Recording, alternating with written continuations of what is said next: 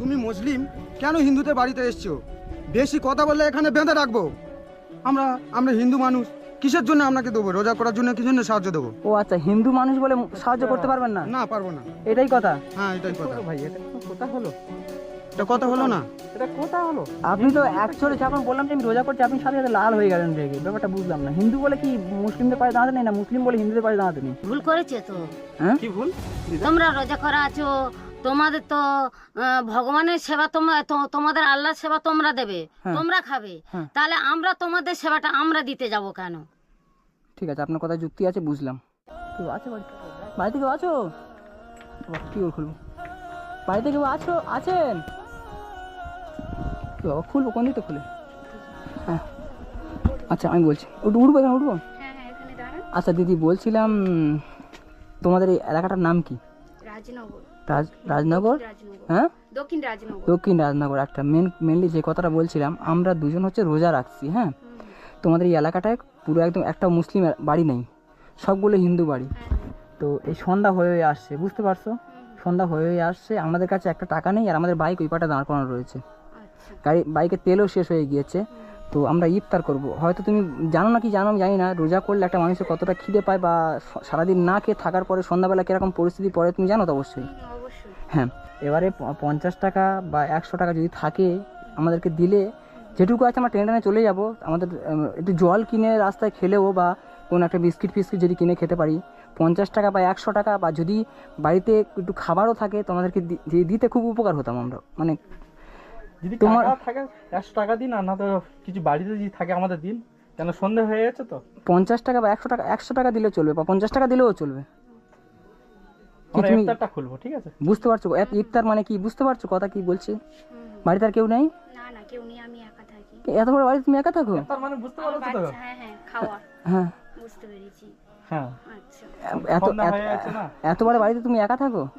হ্যাঁ, আর বাচ্চা আছে, আমার স্বামী এখানে থাকে না, বাইরে কাজ করে। বাইরে কাজ করে? আচ্ছা, তাহলে তোমার কাছে টাকা আছে অবশ্যই, ঠিক জায়গায় এসেছি এতক্ষণ পরে।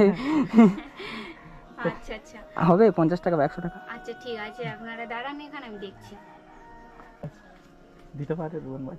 দেখা যাক কি হয়। না, এতক্ষণ পরে একটা ভালো জায়গায় এসেছি।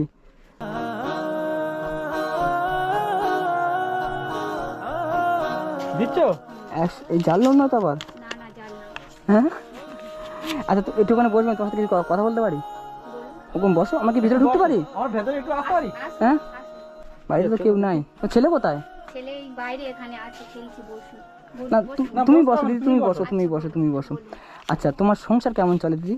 সংসার এবারে যতক্ষণ খাটে ততক্ষণ খাই, মানে স্বামী যেমন রোজগার করে সেরকম সংসার চালায়। তোমার স্বামী যেমন রোজগার করে সেরকমই সংসার চলে? আচ্ছা বাবা, তুমি সত্যি 100 টাকা দিয়ে দিলা? আচ্ছা, আমি এবার একটা কথা বলি, ভাই টাকাটা ধরো। হ্যাঁ, ঠিক আছে। না না, তোমার জন্য একটা ভালো স্পেশাল গিফট রয়েছে। কারণ আমরা এতক্ষণ অনেক দূর থেকে আসছি, না হলেও 7টা বাড়িতে আমরা জিজ্ঞাসা করেছি, কেউ আমাদেরকে 10 টাকা দেয়া দূরের কথা অপমান করেছে, অপমান করে বার করে দিয়েছে বের করে। আমরা দিদি বল, আমরা হিন্দু মুসলিম সবাই এক, সবাই সমান। সবাই সমান নয়, মানুষ মাত্রই সমান। তো এবার আমরা যদি তোমরা যদি একটা হিন্দু মানুষ যদি বিপদে পড়ো, তো মুসলিমরা হেল্প করবে না? অবশ্যই করবে। একটা মুসলিমের ছেলে বিপদে পড়লে হিন্দুরা হেল্প করবে না? হ্যাঁ হ্যাঁ, অবশ্যই করবে। অবশ্যই করবে। আচ্ছা, তুমি এটুকু তুমি বুঝেছো, তোমার জন্য একটা স্পেশাল গিফট রয়েছে। দাও। স্বামী কিসের কাজ করে? একটা বাড়ি থেকে গিয়েছিলাম। স্বামী বিভিন্ন রকম কাজ করে, গরিব মানুষ তো খেটে খাওয়ার সংসার। হ্যাঁ, এই তো খালের ধারে বাড়ি, তো বুঝতে পারছি খালের ধারে বাড়ি। আমরা ভেবেছিলাম ঠিক আছে। ঠিক আছে। আমরা ভেবেছিলাম যে আমাদেরকে 50 টাকা হলেও হেল্প করবে, ঠিক আছে? যে আমাদেরকে 50 টাকা হলেও হেল্প করবে। তুমি আমার বোনের মতো, অনেক কম বয়স, তুমি অনেক কিছু বোঝো। অনেক কিছু। যে আমাদেরকে 50 টাকা হয়ে হেল্প করবে, তাকে আমরা এই 10,000 টাকা উপহার করবো, গিফট করবো। ঠিক। ঠিক আছে? এতে আমরা অনুদান কিছু করছি না, বা দয়া করেও কিছু করছি না। এটা তোমার মানে এই যে কাজটা করলা তুমি, এটাই তার পুরস্কার, সততার পুরস্কার বলতে পারো। এটা একটা হিন্দু মুসলিম ভাবে টাকা তুমি রাখো। এটা তোমার শপথ? আমি নেবো না।